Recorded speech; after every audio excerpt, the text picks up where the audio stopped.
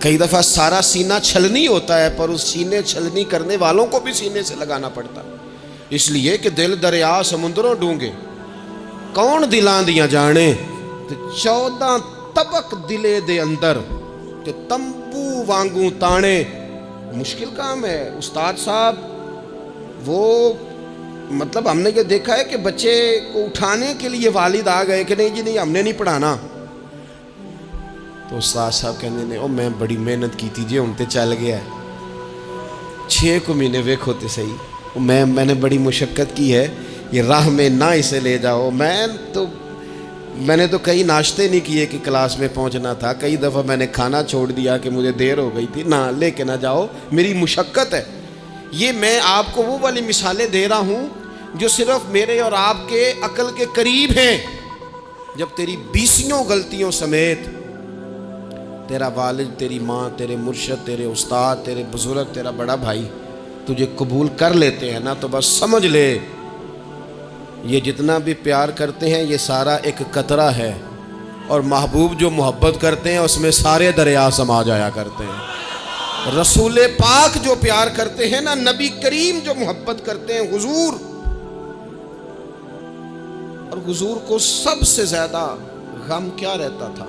روزی روٹی کا نہیں، اس کا بھی بندوبست کیا، تعلیم و تعلم کا بھی بندوبست کیا۔ حضور کا سب سے بڑا احساس یہ تھا کہ میری امت دوزخ سے بچ جائے، یہ جنت میں جائے، گمراہ عقائد سے باہر آئے، راہ حق انہیں نصیب ہو۔ اس کے لیے نبی پاک جد و جہد کرتے۔ حضور کو روڑے مارنے والے، پتھر مارنے والے، کانٹے بچھانے والے، گردن پہ اوجڑیاں رکھنے والے رات کو سکون سے سو جاتے، اور نبی پاک انہی لوگوں کے لیے رات کو ہاتھ اٹھا کے ہدایت کی دعائیں کرتے رہتے۔ وہ روڑے مار کے سو گئے جا کے، اور جس نے روڑے مارے وہ نبیوں میں رحمت لقب پانے والا، مرادیں غریبوں کی بر لانے والا۔ اور کسی نے کہا تھا لے کے پہلو میں غم امت نادار آئے، لے کے پہلو میں غم امت نادار آئے۔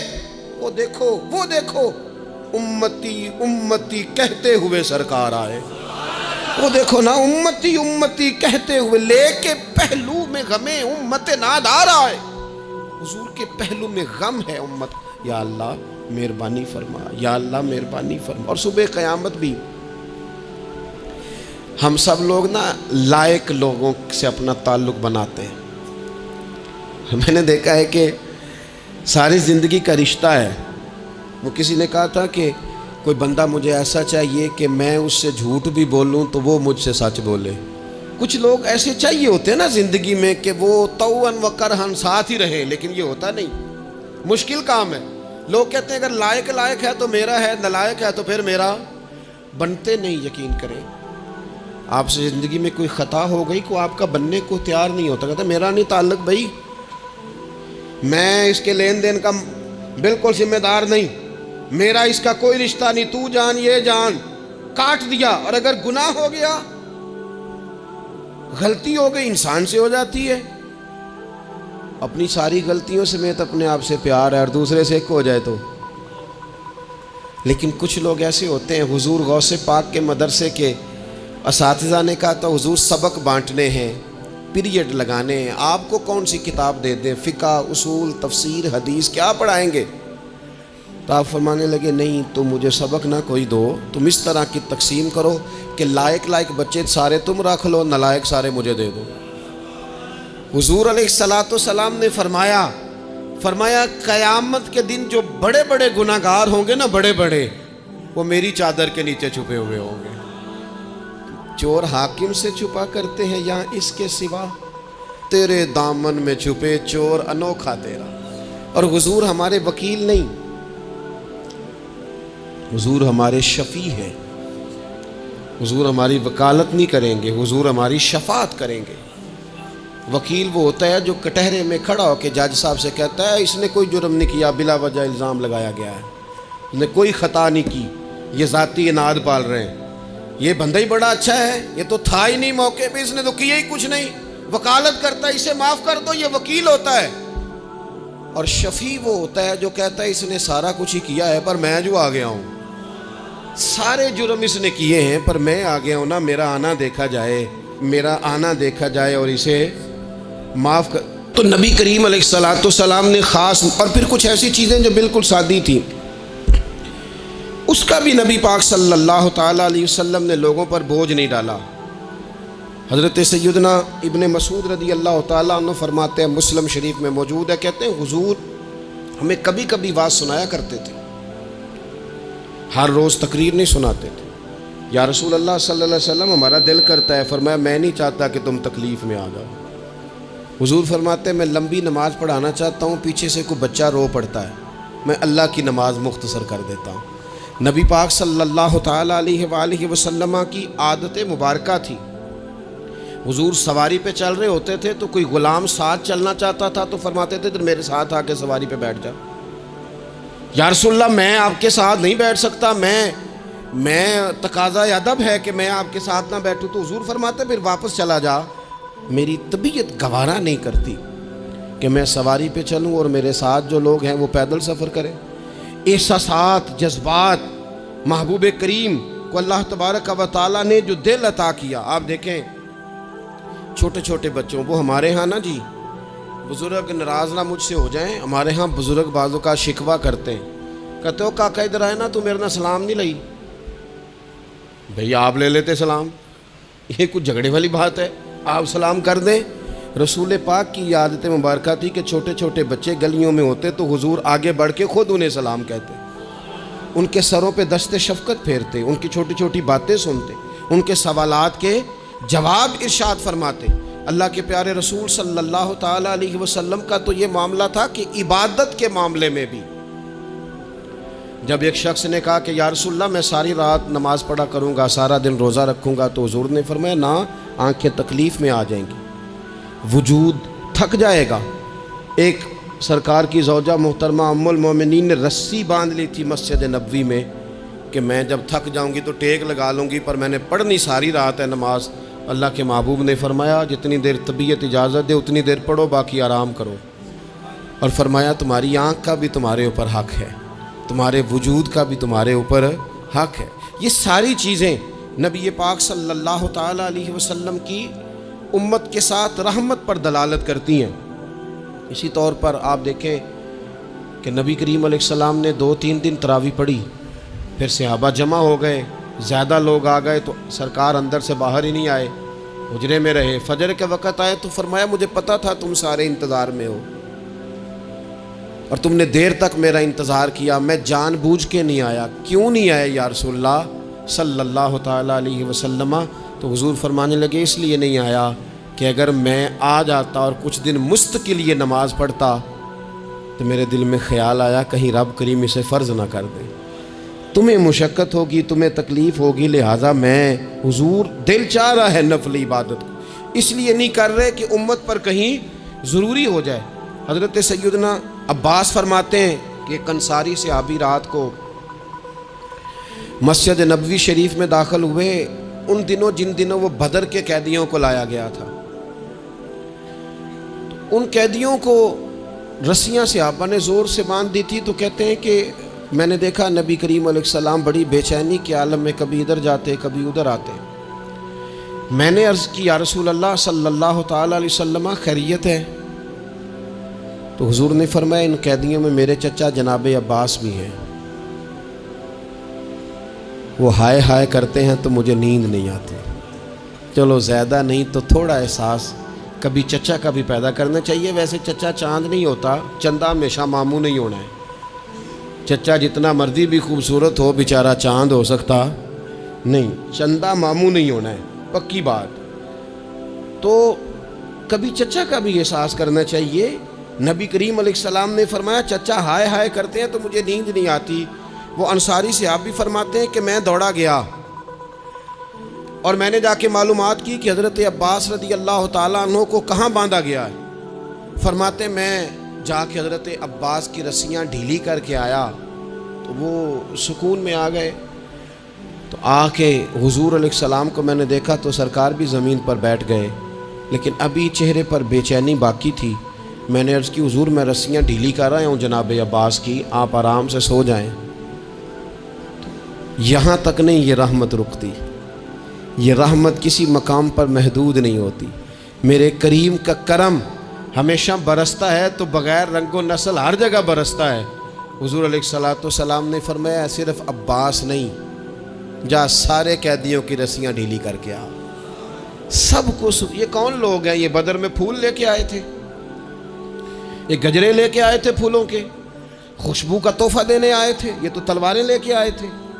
लेकिन ये एजाज़ है मेरे नबी पाक का कि अल्लाह ने हुजूर को रहमत लिल आलमीन बनाया है।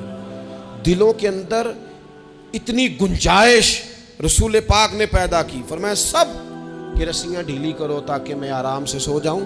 तबीयतों की सख्ती, मिजाजों का तल्खपन, अपनी ज़ात के खौल में बंद होकर ज़िंदगी गुजार देने वाले लोग, अपने आप से शुरू होकर अपने आप पर ख़त्म हो जाने वाला मिजाज, जो मैं सोच रहा हूँ, जो मैं देख रहा हूँ, जो मेरी तबीयत फ़ैसला कर रही है, जिस ऐनक से मैं मुआशरे को पढ़ रहा हूँ सारे मुआशरे को उसी तौर पे मैं लेके चलूँगा, ये सोचें दुरुस्त नहीं।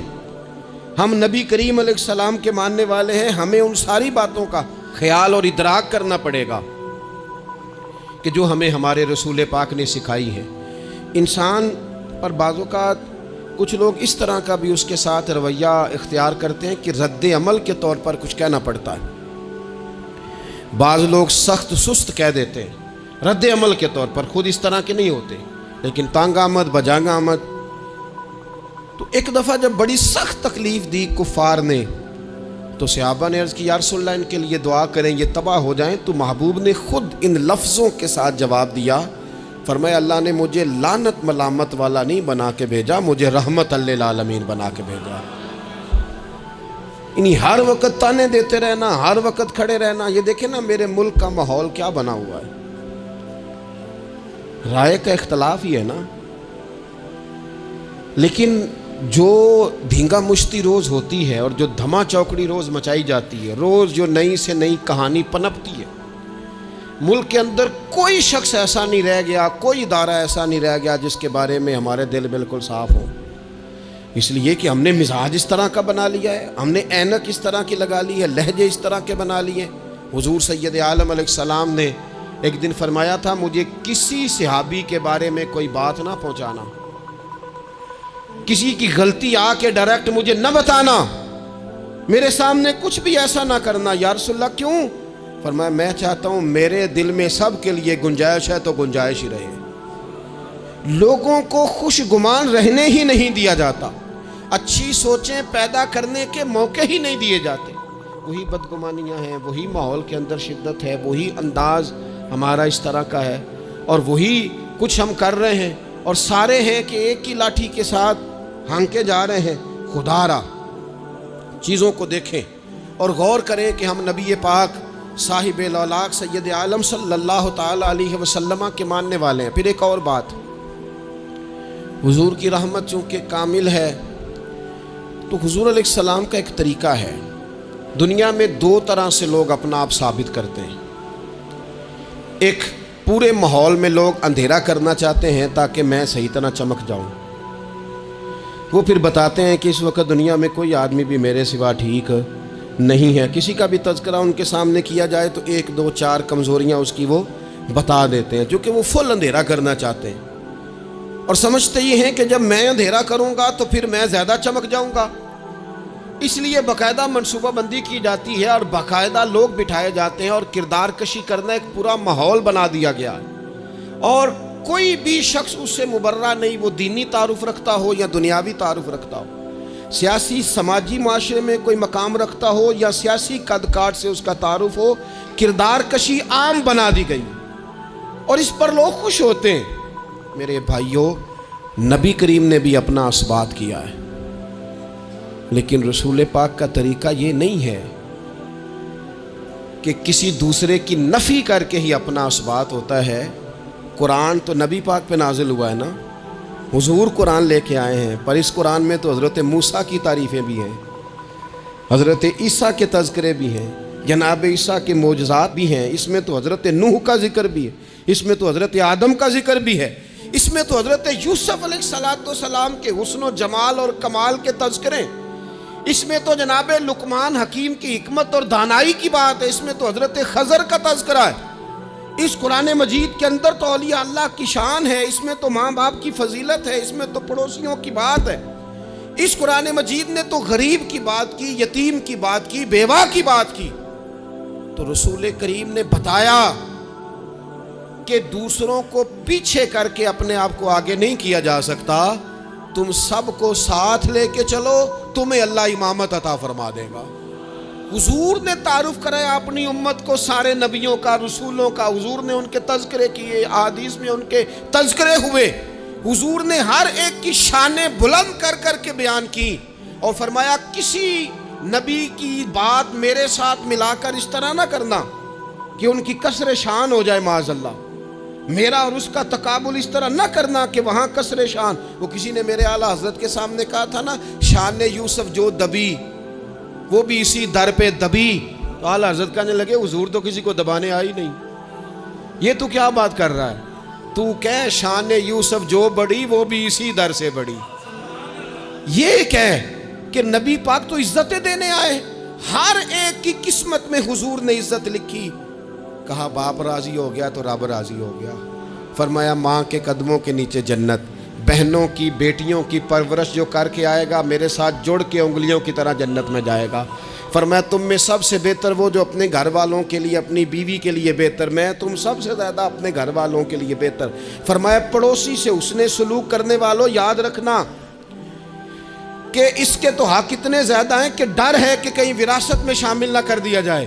نبی پاک علیہ السلام نے فرمایا جو بی بی صرف حاملہ ہو، حاملہ، اسے رب کی بارگاہ میں اتنا ہی اجر ملتا ہے جتنا تلوار لے کے جہاد کرنے والے کو ثواب ملتا ہے، اور جب اس کے ہاں بچے کی ولادت ہوتی ہے اللہ اسے شہید جتنا درجہ دیتا ہے، اور جب وہ بچے کو دودھ پلاتی ہے تو ایک ایک گھونٹ کے بدلے رب غلام آزاد کرنے کا ثواب عطا کرتا ہے۔ یا رسول اللہ اسی کی صرف شان ہے؟ فرمایا نہیں، آدمی کے بال سفید ہو جائیں، مومن مسلمان سفید بالوں والا، اگر تم نے اس کی عزت کی تو سمجھ لینا تم نے اپنے رب کا احترام کیا ہے۔ یا رسول اللہ تاجر؟ تو فرمایا سچ بول کے تجارت کرنے والا تو قیامت میں نبیوں کے ساتھ ہوگا۔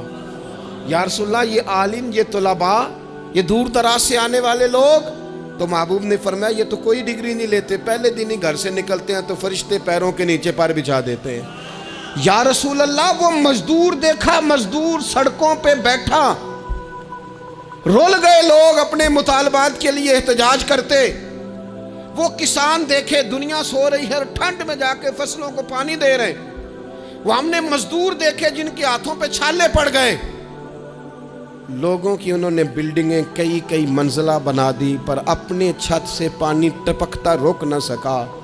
حضور یہ جو لوگ ہیں ان کی کیا شان ہے؟ تو حد کر دی میرے کریم نے، فرمایا محنت کر کے روزی کمانے والا تو اللہ کا دوست ہے، اس کو تو اللہ نے قرب دے دیا دوستی۔ تو نے ہر شخص کی قسمت میں یہ عزت لکھی اور آخری خطبے کی صورت میں بھی وصیت لکھی۔ حضور نے ہر شخص کو احترام دیا، ہر ایک کو اکرام دیا۔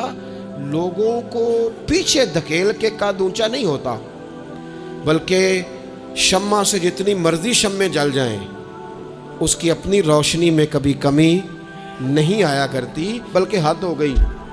ایک دن نبی پاک علیہ السلام نے حضرت جبریل امین سے پوچھ لیا، فرمایا جبریل سب کو میری رحمت سے حصہ ملا ہے، آپ کو بھی کوئی ملا ہے؟ ملا تو بتاؤ نا۔ تو حضرت جبریل عرض کرنے لگے حضور بالکل ملا ہے۔ کہا کس طرح؟ عرض کی یا رسول اللہ جب سے ابلیس کا انجام دیکھا تھا نا ڈر آتا تھا، خدا جانے خاتمہ کس طرح کا ہو، لیکن جب آپ آئے، قرآن آیا اور قرآن میں حضرت جبریل کا ذکر آیا تو فرماتے ہیں میں سمجھ گیا اب اللہ نے کرم کر دیا ہے، اب طے کر دیا ہے کہ جبریل امین علیہ السلام کے جو اعزازات ہیں وہ ہمیشہ اعزاز ہی رہیں گے۔ نبی پاک کی رحمت سے ہر شخص کو حصہ ملا، حتیٰ کہ کفار کو، مشرکین کو، منافقین کو۔ رسول پاک علیہ السلام ہر ایک کے لیے رحمت بن کے تشریف لا، یہاں تک کہ جانور بھی حضور کے پاس آتے تھے تو اپنے دکھ سنا جاتے تھے، حضور تو ان کو بھی تھپکیاں دیتے، तसल्लियाँ देते। हज़रत अनस बिन मालिक कहते हैं लोगों मुझे वो दिन भूलता ही नहीं जिस दिन नबी पाक मक्के से हिजरत करके मदीने आए थे। लोग गलियों में, छतों पे हुजूर की ऊँटनी के गिर्द या रसूल अल्लाह या मुहम्मदा की सदाएं हमने अपने कानों से सुनी।